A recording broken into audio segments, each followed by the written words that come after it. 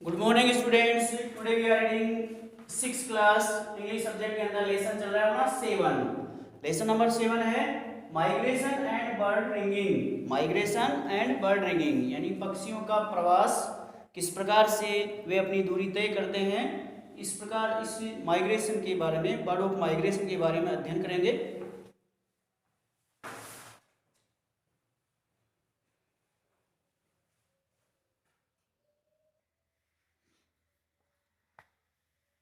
यहाँ तक वो कहता है, आगे देखो, बर्ड्स माइग्रेट। माइग्रेट का अर्थ होता है पलायन करना, पलायन करना। Birds migrate in spite of the heavy loss. Heavy loss का अर्थ हो जाएगा भारी नुकसान, ऑफ लाइफ यानी जीवन के भारी नुकसान के बावजूद भी, ऑन द वे। पक्षी अपने रास्ते पर जीवन के भारी नुकसान के बावजूद भी पलायन करते हैं।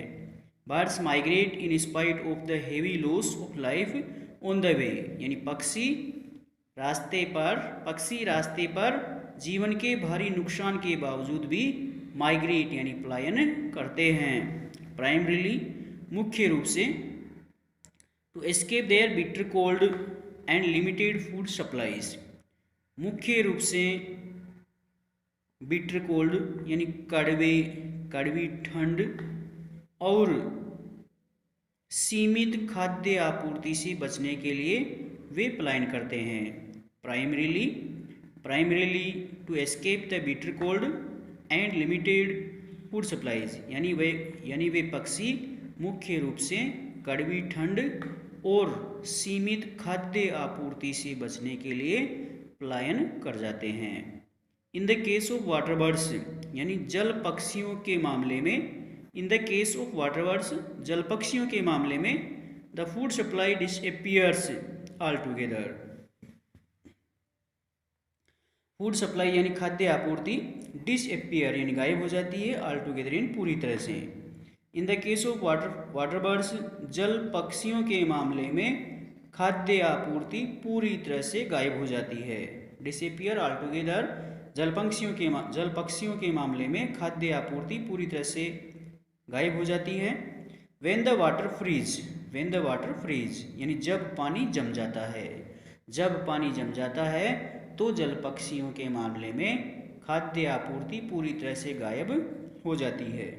And fish and other sea food are difficult to obtain और मछली और अन्य समुद्री भोजन प्राप्त करना मुश्किल हो जाता है। मछली और अन्य समुद्री भोजन प्राप्त करना मुश्किल हो जाता है, डिफ़िकल्ट हो जाता है, ऑब्टेन यानी प्राप्त करना। The main reason for the spring movement का अर्थ हो जाएगा बसंत आंदोलन। The main reason for the spring movement यानी बसंत आंदोलन का मुख्य कारण इज द एवेलेबिलिटी का अर्थ हो जाएगा उपलब्धता, ऑफ नेस्टिंग साइट्स यानी बसंत आंदोलन का मुख्य कारण घोंसले के शिकार स्थलों की उपलब्धता है। बसंत आंदोलन का मुख्य कारण घोंसले के शिकार स्थलों की उपलब्धता है। And the need to escape the summer heat का अर्थ हो जाएगा गर्मी योग, और इस गर्मी योग से बचने की आवश्यकता है। एंड द नीड यानी आवश्यकता, to escape the summer heat और इस गर्मी योग से बचने की आवश्यकता है।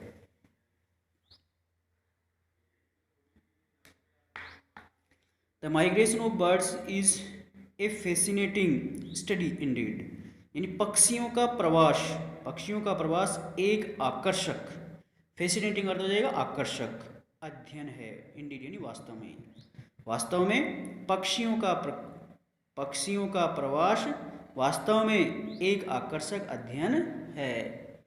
पक्षियों का प्रवास करना वास्तव में ही एक आकर्षक अध्ययन है।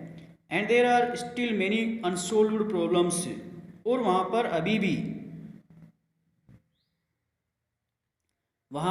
भी बहुत सारी अनसॉल्व्ड का अर्थ हो जाएगा अनसुलझी समस्याएं हैं, और वहाँ पर अभी भी बहुत सारी अनसुलझी समस्याएं हैं। फॉर एग्जाम्पल, उदाहरण के लिए हैं, how do the birds know, उदाहरण के लिए how do the birds know, वे पक्षी कैसे जानते हैं, व्हेन टू स्टार्ट, कि वे कब शुरू करें, how do the birds know यानी पक्षियों को कैसे पता चलता है, व्हेन टू स्टार्ट कि वे कब शुरू करें, how do they know their way over the sea without any landmark, how do they know यानी वे किस प्रकार से जानते हैं, देयर वे किस प्रकार से अपने रास्ते को जानते हैं, over the sea without any landmark यानी वे बिना किसी मील के पत्थर के समुद्र पर अपने रास्ते को कैसे जानते हैं, how do they manage to return year after year to the same locality,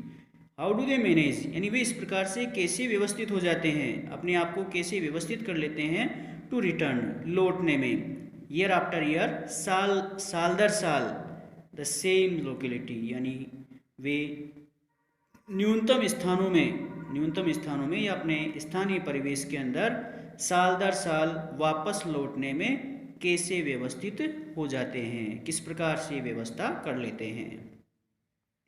these and many more such interesting question यानी ये और इस प्रकार के बहुत सारे दिलचस्प सवाल, दिलचस्प प्रश्न are waiting for you to solve, हल करने के लिए आपका इंतज़ार कर रहे हैं, यानी ये सवाल, ये बातें और इस प्रकार के बहुत सारे दिलचस्प प्रश्न हल करने के लिए आपका इंतज़ार कर रहे हैं।